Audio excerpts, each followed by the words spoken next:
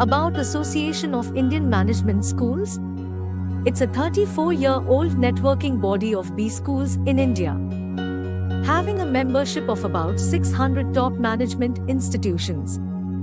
AIMS focuses on professionalization of management education, protects interests of B schools, represents management institutions at national and international forums, financially supports members in academic events, funds research projects on management, disseminates management-related knowledge through its annual Management Education Convention, conferences, seminars, roundtables and workshops, organizes free weekly webinars on knowledge sharing and inspiring young leaders sessions for management faculty and students, supports B schools in admissions through Atma, AIMS test for management admissions. Visit https://atmaims.com for more details. Publishes a biannual AIMS Journal of Management.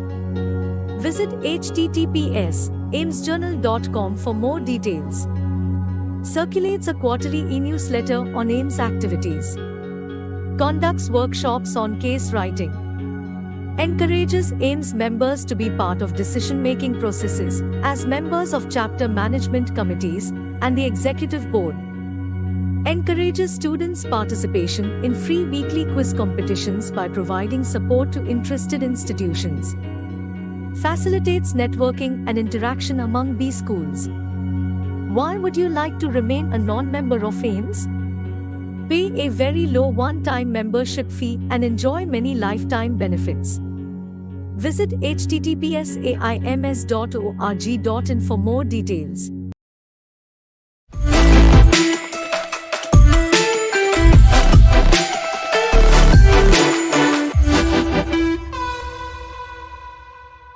Very good afternoon, friends. I am really happy on behalf of the Association of Indian Management School, and we have with us a guest speaker for the day, Mr. Viiveck Verma.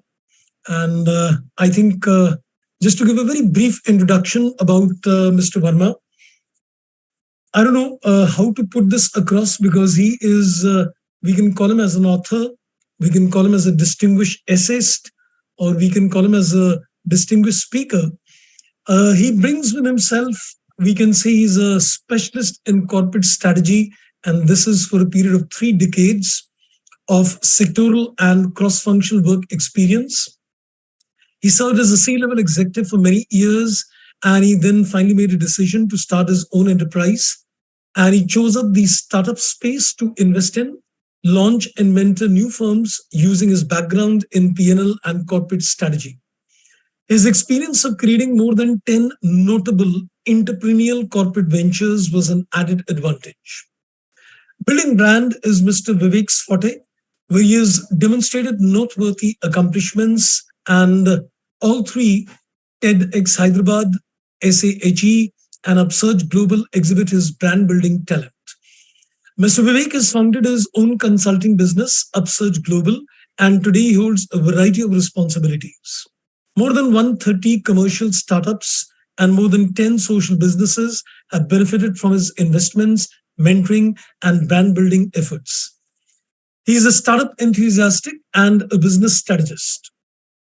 In order to comprehend the human mind and behavior and apply to his profession, Mr. Viiveck prepared himself with a variety of certifications, including Zangar Miller Leadership Trainer and Professional Certified Coach, PCC, from International Coaching Federation, ICF. Mr. Viiveck firmly believes that all enterprises have impact and that corporate structures apply to both for-profit and non-profit organizations. He provides a significant knowledge and expertise to his convergence of business and impact where the most growth lies. Being an eternal optimist, Mr. Viiveck applies this attitude to all he undertakes. He has essayed for reputable publications and has authored a book. So I welcome Mr. Viiveck on behalf of the All India Management School. It's a privilege to interact with sir today, to listen to him on the topic, creating shareholders' value. And by the way, I'm a chartered accountant by profession, and I'm keenly looking forward to hear sir on this issue My core area of specialization, of course, is accounting, and I've also written a couple of books pertaining to Indian accounting standards. And I'm looking forward to the session. And I think before I pass on the things to Sir, a little two small little instructions for the participants. You would be able to put your questions and answers in the Zoom chat box, and the feedback link would also be shared to you, and that would be open for 15 minutes towards the end. And please remember, the certificates will be issued only to those who are going to submit their feedback form. So you're all on the mute. So if you want to share any questions and answer, please feel free to put them on the Zoom chat box. So I think over to you, Sir, Viiveck sir. So we are eagerly waiting for your inputs on the topic. Thank you. Thank you very much, Mr. Kapileshwar, and good afternoon to all the people who've joined us. I see we've crossed a half century. So wonderful to see all of you joining us on this afternoon today. And I'll spend some time to kind of share with you some experiences that I have gained over these 35 years that I've been associated with the corporate world, and last over a decade with the social impact sector. So a lot of it is coming from my experience. I'll try and share some examples too. So what we're going to do is we're going to spend some time today, talking about what I think is a very important topic, how social impact creates value for stakeholders. And amongst other things that I do, as Mr. Rajeshwar mentioned, I also write for a publication, and very recently I wrote on this topic, and we thought it's the apt topic today to kind of use to address and to talk to all of you. And I have requested Mr. Rajeshwar to or the association to share that article with all of you after we finish the session. So in addition to what I talk about today, you can also read what I wrote about this a couple of days or a couple of weeks ago. So how does social impact create value for stakeholders, and why is it important for us, and why should we really focus on this, is what our agenda today is going to be. So I think it's the most critical thing if we are going to talk about social impact is to really understand what are the elements of social impact. What all does social impact actually mean?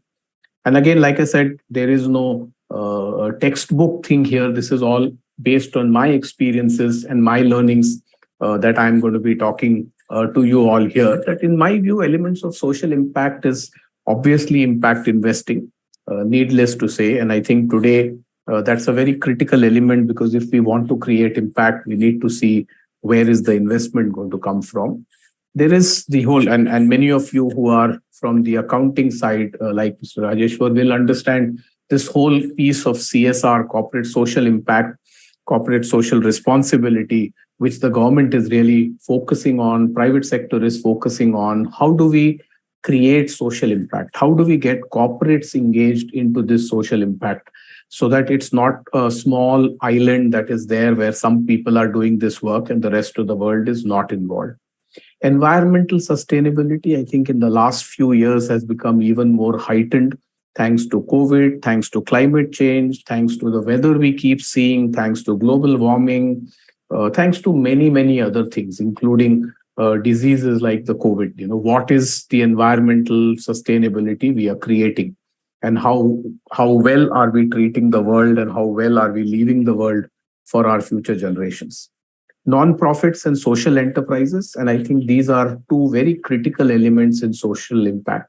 And I have listed them separately because I think social impact cannot be and should not be restricted only to non-profits. There are social enterprises that also are going to be contributing to social impact. And that is where the next point is also very critical, that today in the buzzword of entrepreneurship, where everyone wants to do a startup, wants to become the next Byju's or the next Flipkart or the next Paytm, it's equally important for us also to look at the next social entrepreneurs, people like Gunj, people like Seva.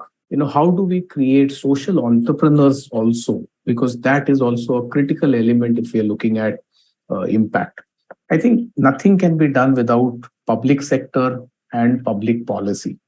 The governments and the public sector will need to get involved because they do play a very critical role, not just from a budgetary standpoint, but also from an influencing standpoint. And hence, public sector, public policy is a very important element of social impact. Human and civil rights, I think needless to say that most of the social impact is revolving around human rights or civil rights. And ultimately, we have to look at global issues. Quite often social impact starts from, as we call, from our mohallas, but slowly it expands and starts going to a larger area. And that's how it should be, because it's about developing the entire globe. How do we really benefit humanity at large rather than just one geography, one religion, one caste, one section of society? It has to become a global phenomenon. And that's where international development is another critical element of. Now, what is social impact? Some of you may know it already, but some of you may not know. And hence, I've tried to put down what I think is a good definition of social impact. Any significant or positive changes that solve or at least address social injustice and challenges. Businesses or organizations achieve these goals through conscious and deliberate efforts or activities in their operations and administrations. Keywords here are really social injustice and challenges. Most of the social impact arises out of that, whether it is financial inequality or social inequality or lack of access or lack of facilities that some people are going through. That's where the social impact really starts. And if somebody is able to make that positive change there to solve that problem, or at least address it and reduce it, if not fully solve it, that is social impact. So that is what this whole sector is all about. That is what this whole space is all about. That's where a lot of organizations operate. Profit or not for profit will come to in a little more detail, because in my view, both create social impact. Now, what are the four different types of social impact? And impact is, there are multiple facets to it. But if we were to look at it in terms of one is a clear impact where stakeholder performance is available. For example, skill assessment.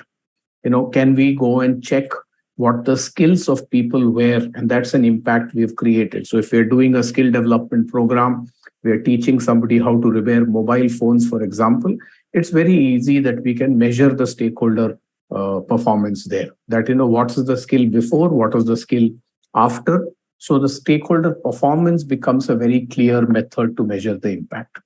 The second is where the changes in business systems is where the impact is. So that is, for example, environmental effects. What are the input indicators? So these are not as direct as the first one, but it is making a difference because you can start seeing a difference. For example, water. If somebody is working on water, the environmental effects will start showing. If it's a social impact organization which is restoring water, then the groundwater levels will start rising in that area. If you're restoring lakes or step wells or bore wells, then that's an environmental effect which may be very easily seen, which is a change in the whole system that exists. The change in relationship mapping is, when you start to observe operations which are achieving these desired sales. So this is slightly wider that you start seeing the desired social impact beginning to happen at an operations level. And the last but not the least is really to create a consumer satisfaction, which is leading to happiness. Where is it that it's beginning to make a difference to people and their lives, which is leading to happiness? And I'm sure many of you would have seen that today most countries are also beginning to measure the happiness index. So this is where the deep impact really comes in, where consumer satisfaction is being measured through happiness. So those are the different types of social impact, starting with something which is very easily measurable to something which is very tangible but does result in happiness or in the overall outlook of people that they are looking at. Now, we talked about stakeholders. So for a minute, let's just look at what are stakeholders, who are all the stakeholders when we look at social impact. Stakeholders are essentially anybody who your business or your organization touches. Now, in the case of impact, we've said there are non-profit organizations, there is the government, there are corporations or corporates, there are community members, there are philanthropists and foundations. Today, this is becoming a very large section of the world where family offices, individuals who are really focused on trying to make a social impact, which are called philanthropists, and foundations are playing a role. Academia is a very, very important element of this whole space because there's lots of research going on. For example, one of the work I do is with the IIIT Institute in Hyderabad, where we run a Raj Reddy Center, who's the founder of the IIIT Hyderabad, on what can technology do to help the social impact. So how can we use the research that's happening in a leading cutting edge technology institute to create and help solve social problems? So academia is a very important stakeholder that we need to really look at. Social entrepreneurs, like I mentioned earlier, that these are people who have set out to find a problem, solve a problem, and solve it at scale to make a difference to the world that they are doing. Anything that's done in any area, I think media plays an important role, hopefully in a positive sense most of the time, which is to highlight, which is to really create an amplification for the work that is going on. And that's very important because in the social impact space, even more so, because this is usually work happening on the ground, work happening in remote places. So these stories need to come out, and there are various methods through which, in addition to media platforms like TEDx Hyderabad or any other TEDx platform for that matter, are good places where media can play a very important role and hence a critical stakeholder. Impact investors, I think needless to say, somebody will need to put the money when we are really looking at creating impact. So somebody needs to fund this either at an idea stage or at a scale-up stage. Advocacy groups, very important element because a lot of the intellectual thinking needs to happen. And we need to get groups of people together who will create an evangelism, create an advocacy for that particular area. And again, for want of a better area, let's say water, if we're going to be working on, then it's good to bring experts in water and create an advisory group, which is an advocacy who will not only brainstorm, but also take those ideas to those policymakers, to the influencers, so that at a state level or at a policy level, some changes can happen, more awareness can happen. This is a sector which quite often cannot afford to have large workforce like most corporate employees that organizations have. And hence, a lot of it is dependent on volunteers.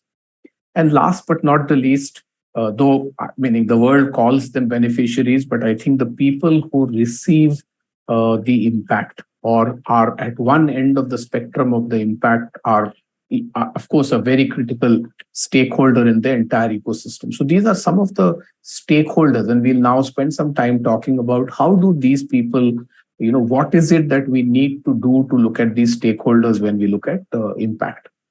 Now, each of these stakeholders is essentially looking at one of these things that they will want to benefit.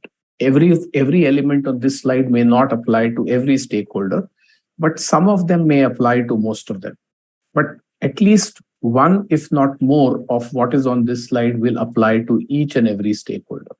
Enhance reputation and brand image, corporates, a lot of these investors, philanthropists are looking at their reputation and brand image. And hence, whatever we do should somehow satisfy that, because that's the value the stakeholder is looking for. For some people, it's about attracting and retaining of talent. Today, sustainability, volunteerism, a lot of this is a very important element even in the regular corporate for-profit world, because they see this as a method for fulfillment. They see this as a method for doing something for the society, giving back to the society. So this becomes a very important element of attraction and retaining talent. Increase employee engagement and productivity. A lot of people today look at social impact as a method to build teams. So every Saturday we'll go out and form small teams and we'll go and volunteer. And by doing so, we are actually engaging the employees a lot more, and we are helping them become far more productive, because it's not a monotonous life anymore and it's not just about work. It's a question of balancing work and passion. It's about mitigating risks. A lot of the problems that the social impact sector is solving is in a way mitigating risks. And you are looking at that. What are the impact organizations helping me to mitigate my risks? And if I am an investor, for example, I will be looking at this as a value, that how are you going to mitigate my risk? If I invest 1 crore of rupees into the organization which is working in one impact area, what could be potential risks and how are you mitigating them? Is it too dependent on the government? Is it anything like that? What are the risk factors involved? Innovation and adoption, I think this is one which applies pretty much to every stakeholder. Everyone is looking to see that what is the new innovation you can bring into this whole impact space. This innovation can be in terms of efficiency improvement, it could be in terms of cost, it could be in terms of new devices, it could be in terms of new processes, it could be in terms of how do you eliminate costs. So all of that and adapting these solutions to the world, how do we take it to the ground and actually make them work? It's one thing to think of a solution in a classroom or in a lab, but it's another to really take it on the ground and adapt it to working when we start, as they say, the tire hits the road. Cost saving and efficiency. Of course, every stakeholder is looking at saying, how do I get the most for my money that spend? And money is not just in rupee terms, money is also a resource, which is your time. So if I'm spending my time, am I getting the most efficient use of the time? Access to funding and partnerships. So if I'm a social entrepreneur, social organization, that's the value I'm looking at. So whatever I'm doing, am I able to get access to funding? Am I able to get access to people who I can partner with? Positive community relations. I think this is an important piece in a world, at least that we've seen in the last 2 or 3 years, that how are we creating positivity in the communities that we live in? How are we doing things which is of value for the community to come together? And ultimately, it's all about long-term sustainability, whether it's the climate change, whether it is the economic disparity, whether it is the social disparity, all of it, how are we creating from a long-term sustainability? One more point that I do want to talk about here when we say long-term sustainability is that even the not-for-profit social impact organizations need to think about their own sustainability. And that's a very important value for the stakeholders, because if I'm going to be relying only on what I would like to call as a begging bowl method, that I can only work if I get grants. Now, in some areas that may be required, but in many areas, I think the question is about being able to demonstrate impact and say, that if in the same amount of money this year I could do work for 200 people, next year, because of learnings, because of scale, I can do it for 300 people. And hence, there is a sustainability I'm beginning to build into the system. And the organization which is funding me is beginning to see a higher, what I'll come to later on as a SROI. And I'll talk about what this SROI is in a few minutes from now. Now, if we do create this value, what does the benefit that the organizations get? Why should we create this value? Why do we need to create this stakeholder value is a question that logically may arise when we talk about creating the stakeholder value. The question is, it is to align the organization's mission with the social needs. Most organizations, especially the for-profit organization, have a mission to make money. And that's understandable because they're looking at sustainability in the long run. But I think it's equally important to also look at the social needs, not just of the organization, their employees, their suppliers, their vendors, or even at society at large. And if you see the best examples of organizations like this, which have done this at scale, no other name comes to mind when you look at the long term in India than a group like the Tata Group. How do the organizational's mission and goals align with what the society needs? Basis that they design where the workshops or factories will be. How do they create an ecosystem for everyone living in that area, that becomes like a beautiful amalgamation of not just the profits that the organization earns, but it's also creating value for everyone living in that place. It's also important because it creates a positive feedback loop. Human beings, we always want to look at the future, we want to look at the brighter side. So if we can create a good impact value for all the people associated with us, it will give a beautiful feedback loop, which will give us a whole lot of energy to take things forward. And one of the key things that humans need is that energy. And that energy, sometimes can come from external factors, like a Red Bull or some some protein bars. But the best positive feedback loop that we can get is from a sense of accomplishment, a sense of acknowledgement, which this social impact will create. And that's a big benefit that we will get if we create value in that manner. I think the whole world is slowly moving towards purpose, and all the people want to look at a purpose. Why do I exist? And that's a question not just at an individual level, but we are also asking at an organizational level. What is the purpose of an organization? What used to be called the vision statement at one point of time is slowly moving towards what is called now a purpose statement. That's the purpose of the organization. And a lot of individuals are also asking, what is your purpose? And that is one of the benefits that this whole stakeholder value creates, that you start getting a better sense of that, and it fosters a sense of purpose. It helps you determine that, helps and attracts support from various stakeholders. If you see great value, then a lot of people will want to get associated with you. And that way you will be able to grow a lot better. And last but not the least, long-term success in a socially conscious world. Again, very critical. These words are now slowly becoming a lot more important. Socially conscious world. So it's global, it is social, and it's very conscious. And that's how the world is. So if you are able to create this value, then that will give you a very good position as an individual, as an organization, whether for profit or otherwise. So those are the benefits that you get because you start creating value. Now let's look at some case studies. Like I said earlier, that it's good to apply what we talked about. So roughly 13 million liters of water have been saved since a campaign began in 2011 by a company called Levi Strauss. Now they make denims, and it was felt that they use a lot of water, and they launched this whole program which they earmarked called Waterless. And if you see, it's a very clever play of words, that there is water less than less, that they began in 2011. What has that helped them achieve? What is it that has given them from a purpose, from a stakeholder value? Is that they committed to reducing the amount of water that they used to use to produce the jeans. There was a much higher quantity of water they used to use. There was a lot of backlash. They realized that a conscious organization, that's not in the longer stakeholder value for the world per se.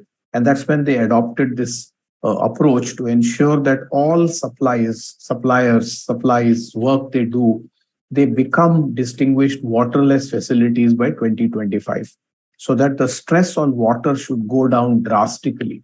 And I think they are fairly close to it. Even if they don't achieve it by 2025, it is significantly better than what they were when they started this journey almost 2011. All US wholesale locations now use 100% post-consumer waste stock for print material. So they've moved away from things which use much higher water, which is the post-consumer waste stock for printing. And all new mannequins, they come from 100% recycled base.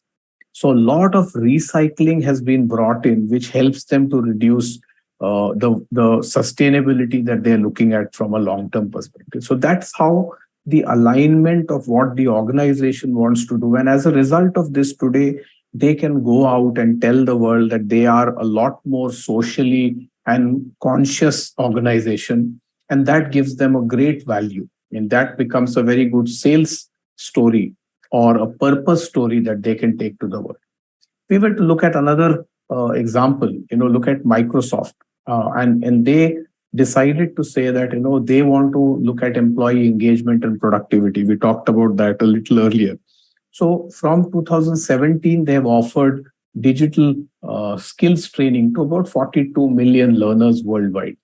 And they've done this through their own employees. So their giving program has given that their employees can give some time off to go and teach people who don't have access to things like that. So they have done 720,000 hours for nonprofits in just 2022 alone. If we just take the last calendar year, 720,000 hours were devoted by employees of Microsoft to go and talk to rural schools or talk to underprivileged people or people who don't have access to technology. 2022, the program raised over 255 million with company match for nonprofits. So they raised some money and they asked the organizations and employees that you raise some money, whatever money you raise, we'll match that. It's in the social impact world, it's called a matching grant. So if you can raise 5 rupees, I'll give you another 5 rupees. So they raised a lot of money through these employees, through these people that they really could garner and use. Now, their own philanthropists, cover everything from providing computer education, offering grants for nonprofits, and forming partnerships with organizations worldwide. So it's not just stopping at those volunteers. They're also saying that, we have enough equipment. Can we give those away? Can we do computer education? Can we do grants for people who are doing word work? Today, CSR, in any case, most organizations want to do things for other organizations. And most important, can they become partners to people who are doing work? So then my cost as an NGO or as a social enterprise goes down because now Microsoft is my partner. So they are either subsidizing my cost or fully removing the cost. And the third example from an innovation and adoption perspective is that Google was the first major company to reach carbon neutrality and is now the largest corporate renewable energy purchaser on the planet. Now, they decided that this is an important thing for them from an innovation standpoint. So while it is carbon neutral today, the company aims to become carbon-free energy by 2030. So they're still taking it to the next level. That today they may be carbon neutral, but can they become fully carbon free? So how is that going to happen? What more further innovation do they need to do? A lot of that are benefits that they will get because they're creating this value system, they're creating this purpose within the organization. The goal is to demonstrate that a fully decarbonized future is possible. And a lot of people think that, an organization which is using internet is not harm to the society. Actually, it is, because all the servers that are getting used, all the communication that is happening is generating a lot of negative value for the entire world at large. And they are working towards how do we reduce that. From facilitating green commuting to employee gift matching and paid volunteer time off, all of these things are the things that they are trying to create such that that balance happens, and they are inspecting every part of its business with a social impact lens. Now, that's the difference that starts happening when you start paying attention to social impact, to what are we doing in the bigger picture. So those are 3 case studies that I thought are important. Now, let's specifically look at saying, when we say what could be the benefits for different stakeholders. One of the stakeholder community is an employee. Who are the people who are working for a sector which will benefit because there is value for social impact? What's the benefit of social impact for employees? Clearly, it gives you more job satisfaction. It helps you say that I'm doing something more and I'm creating value which is helping other people. And it will be, meaning many of you may have experienced it yourself, but when you start giving, when you start doing some voluntary work, it actually increases the employee engagement and it increases your productivity. You're able to have a purpose in your life, and that starts resulting in a greater engagement, a greater productivity that you get. Skill development and growth, a lot of your mental faculties start growing because you're interacting with new sets of people who you normally don't. You're beginning to see a very different world that you may not have imagined because you don't belong to that section of the society. So a lot of new skills you need to develop, starting with language, starting with communication. And as a human being, you start growing and you see a lot more growth. Positive workplace culture, I think I talked about it earlier, that organizations today are uh, very beautifully seeing this manifesting itself in the work culture that they have. That pride that they have at an individual level slowly becomes an organizational pride and creates a beautiful workplace culture. And in today's world, I think mental well-being, each of us largely lives with ourselves. And here's an area that when you start working in the impact space, it really gives you a very great sense of mental well-being. Quite often we have this notion that, are we worth it? Are we doing anything which is useful? Everything I'm doing in work is not showing result. But then when you go out in the community and you teach 5 young kids who don't know a word of English and you spend an hour with them and you teach them English, it gives you such a high level of mental well-being that, oh, I made a difference. I did something. I'm not, if I may call it, I'm not that bad. I have some good elements and I'm doing some good impact. So that's the 5 benefits for it. Employee as a stakeholder. If we were to look at the next stakeholder, which is a customer, I think if they look at social impact, they look at the work they are doing, it enhances their brand perception. Again, classic example, a Tata Group. It has a phenomenal brand perception because they are people who are known for impact. They are people who are known for the fact that they will do things in a manner which will create impact. It helps connect at an emotional level. I don't know how many of you saw an advertisement that was released a couple of years ago by Vicks. Vicks, the tablet that we take when we have a cough. They did a beautiful ad about the transgender community about 4 or 5 years ago with a lady called Gauri Sawant from Mumbai. And it's about a transgender woman who adopts a child. And how beautifully they created a beautiful video which went viral.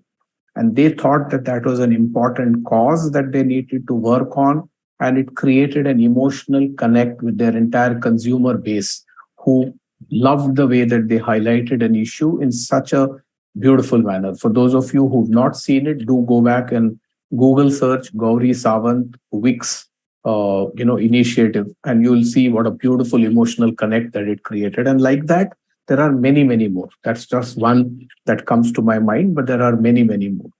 And this emotional connect eventually leads to a positive purchase decision. I am very happy to be associated with a brand which is making impact, which is making a difference besides just making money. We understand that commercial organizations are here to make money, and that they will do because that's the purpose of a commercial organization, but they're also doing impact. And that's where my decision to associate with that brand becomes much higher. And it engages in the customer experience. Many people who do these impact activities, the customers also want to get engaged. If I'm a brand and I want to get involved in cleaning a lake or building a road or building a bridge and say that, we want to get not just our employees, but can we also get the customers engaged and create a beautiful activity? Many companies are doing that today to create a customer experience and somehow connect it back to the company or their products. But that's another beautiful impact that we can create for customers. And at the end of the day, if we do this, then we've got, as we say, a customer for a lifetime, because that's when the customer will stay with us, because the purpose that I have and the purpose that the company, product or brand has connects, and I will kind of swear by that company and say, whatever happens, I will stay with this company. If we were to we've looked at employees, we've looked at customers, but another critical impact stakeholder is the investor, who's also saying, I'm putting money. What is the value? What's the benefit that I'm going to get if we look at social impact? Why should I invest in social impact? One is that, if you are able to create value, then you will be able to attract good conscious investors, because investors are today looking to look at organizations which are creating value, which is saying, okay, I have 3 companies to choose from. Where should I put my money? I will obviously put it in the company which is creating the greatest value. And that's the benefit. If you create good quality value, you'll get good investors. There is a sustainable growth that you can work on, because, like I said, you can't rely on non-internal methods of growth. So sometimes in organizations which are social impact organizations, for example, many organizations use old material, create products, and then sell that product. Now, in doing so, they may be making a profit.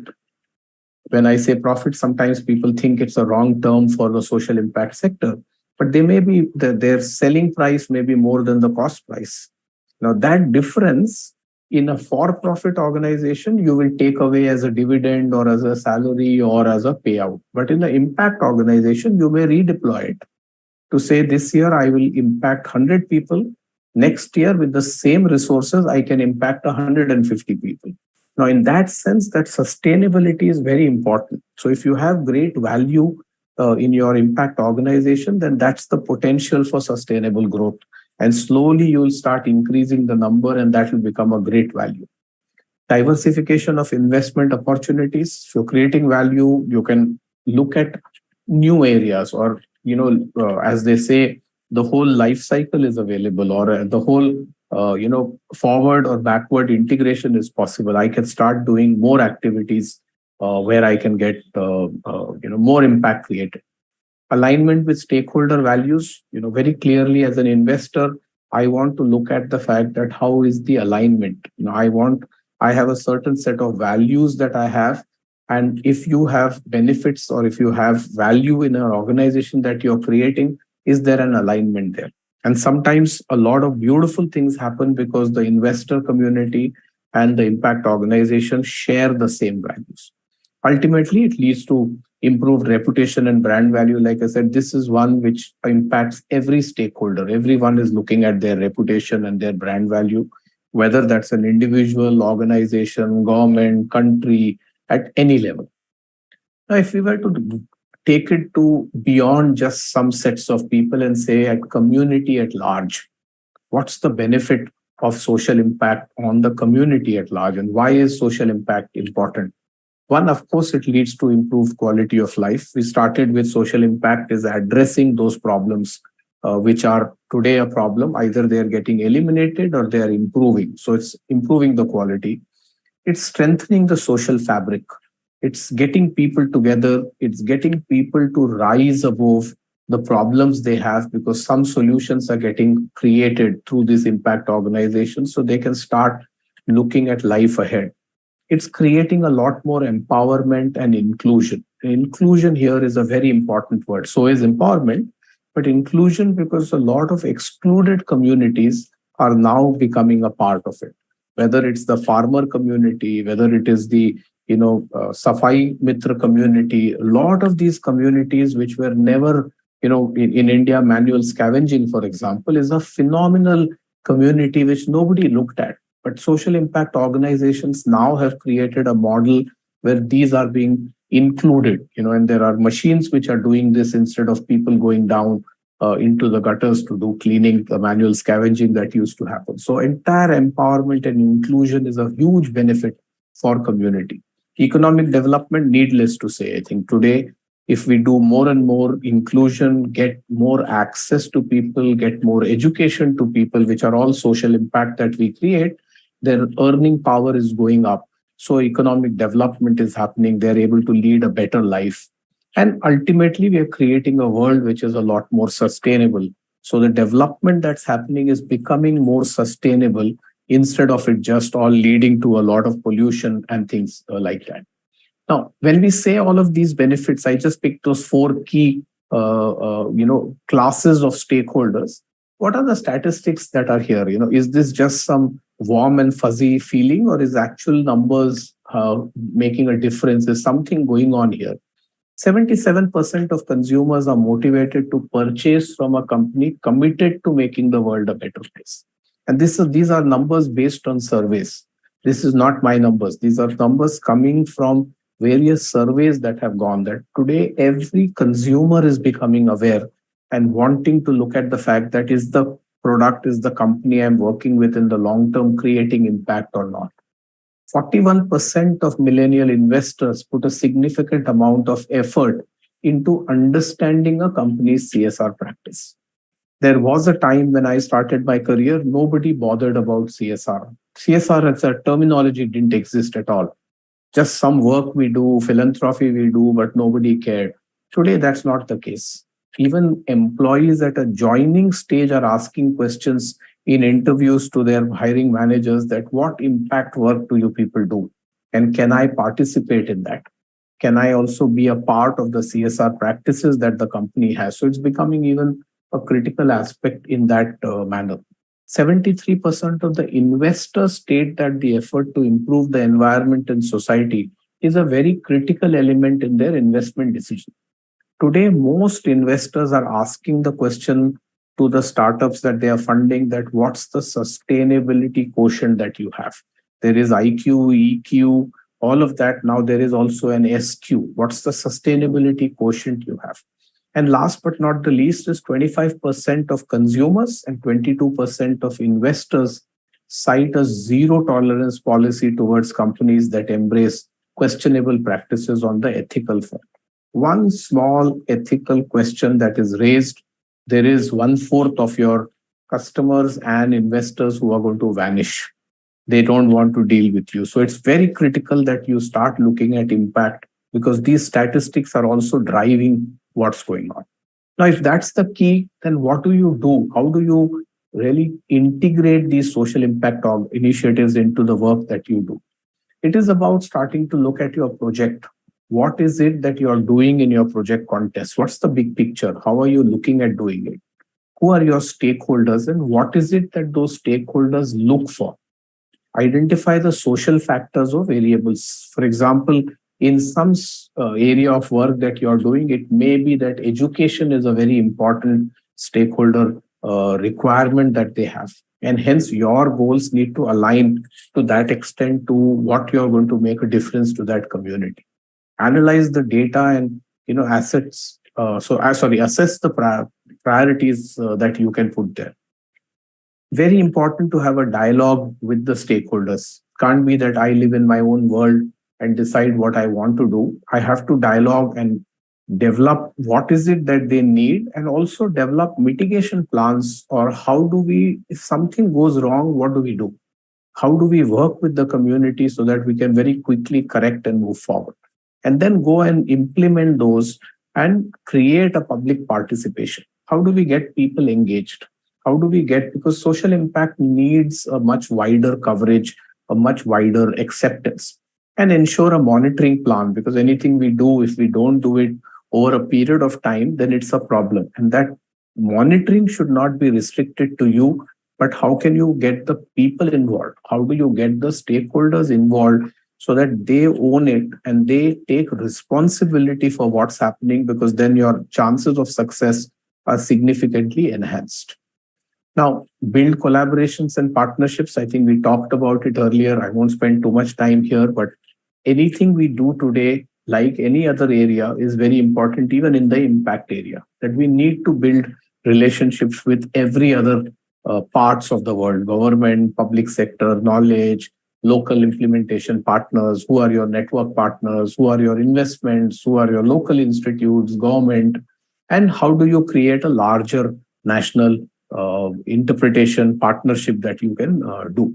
You need to build trust and accountability, very, very critical, because when you do impact and if you can't create a transparent and impact oriented reporting, because the way to build trust and accountability is really to create a method of what I started to do, what am I doing, and what do I want to do in the future, and how do I communicate each of these to the stakeholders that I am working with. And those of you who have any experience in CSR will know that every company who even contributes 1 rupee asks for these reports because they want to monitor what's going on. Even if I am running an impact organization, I want to look at the reports to know that how is the progress happening, where is the money getting spent, am I getting the best return? And return I'll come to in a minute. From social impact is a slightly different lens, but am I getting that return or not? Now, how do you assess this? If I say I need to find out, am I getting the best return or not? What are the ways to measure that? The measurement can be through what are called as KPIs. And some KPIs that are useful when you look at measuring social impact are about environmental impact matrices. What is it that I am causing as a pollution? There is a stakeholder engagement level. If I'm seeking feedback, how many employees do I seek feedback from? How many customers do I seek feedback from? What is the engagement that I have with the stakeholders? What is the social return on investment? And that's what I was talking about, SROI. That today return of investment is moving to what is called social return on investment. What are the outcome indicators? What do I define upfront that that's the end point I want to? I want to work on water and raise the groundwater level by 2 inches or 2 feet. Outcome indicator is there, and then I start measuring it. Easiest, number of beneficiaries that I have reached, how many people I have impacted. So these are some KPIs that you can build to start measuring social impact. And it's very important because what gets measured gets changed. If I don't measure, the chances of it moving are very, very low. Now, I talked about this social return on investment. It's essentially a question of combining two key things that, what is the value to the community, the time value, the tangible value?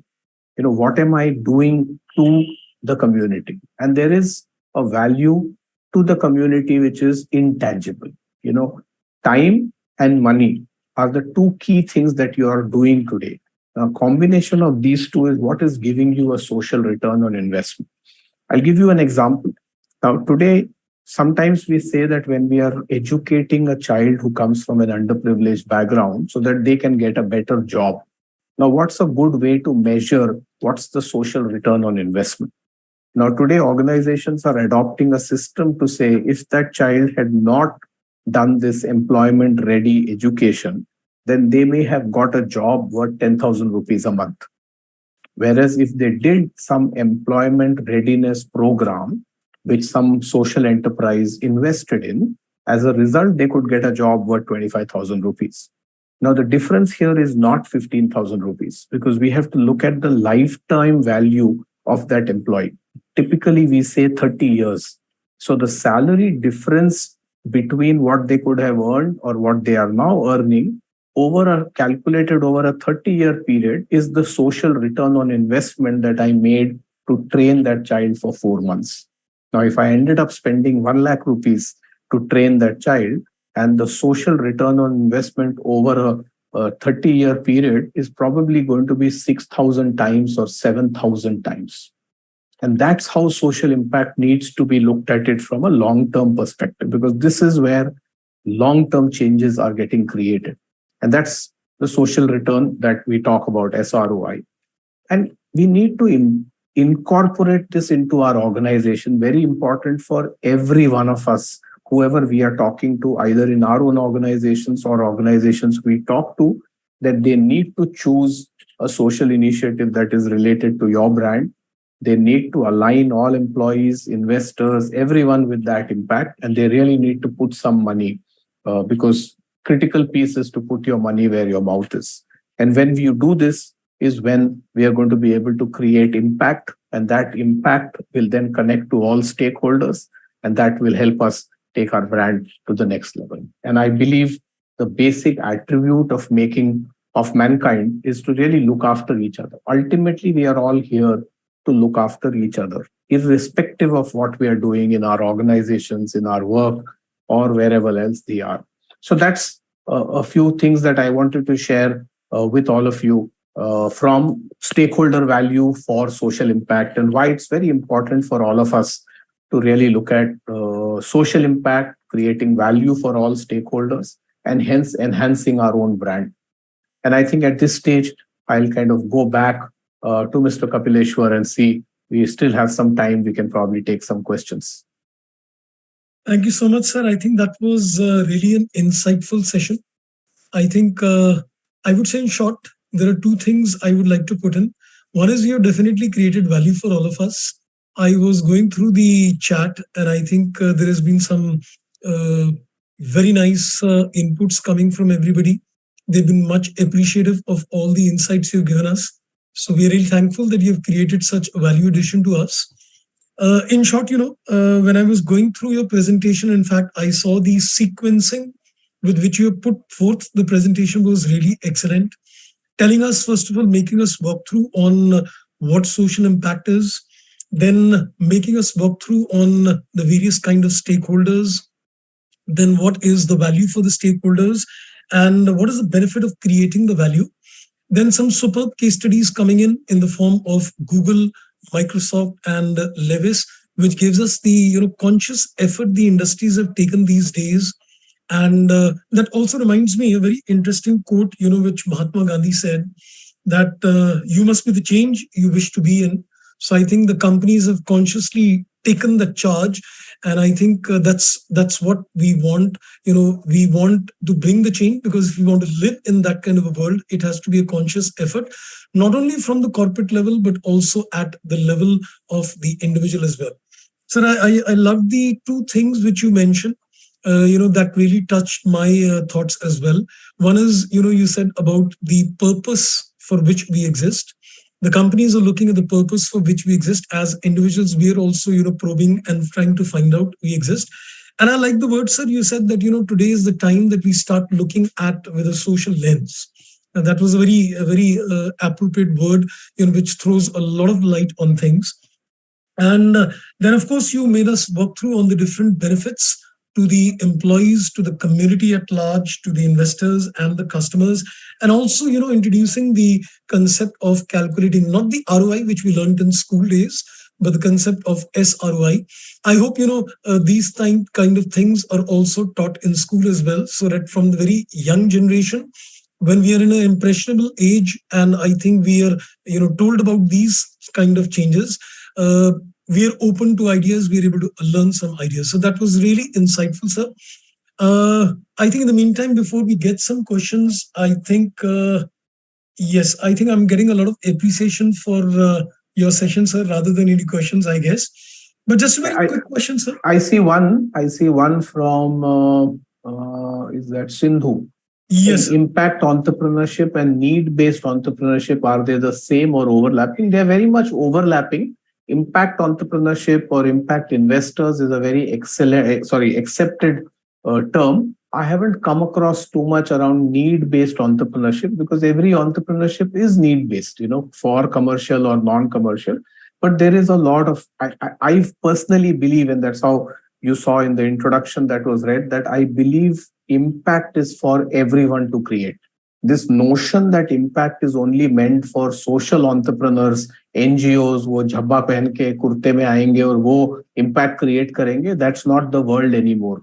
If I run a for-profit organization, I still need to create impact. I still have a responsibility and an answerability to create impact. So impact is everyone's responsibility. And thank you for a lot of appreciation. I see I've put my LinkedIn profile there. Those of you who do want to connect with me, that's the best today in the professional world to connect with. So do connect. And I think each of us also holds that responsibility to take this message to students, especially. Many of us have this responsibility added because we are shaping the future of this world. And how do we inculcate this? And I talk about it even at school level, that how do we really get people to understand this whole concept of impact, and how do they start incorporating that into our curriculums, into our work. So I hope all of you, each one of you, because you people are a very important stakeholder in that larger ecosystem, so you can take this message to a much larger audience. So there is, I think, a lot of appreciation from Dr. Charu as well, who's just added some inputs also. She's just added, I would like to add some points based on a recent study by one of my research scholars. It was a study on finding out the social enterprise can also be profitable. For example, there is a www.growtrees.com.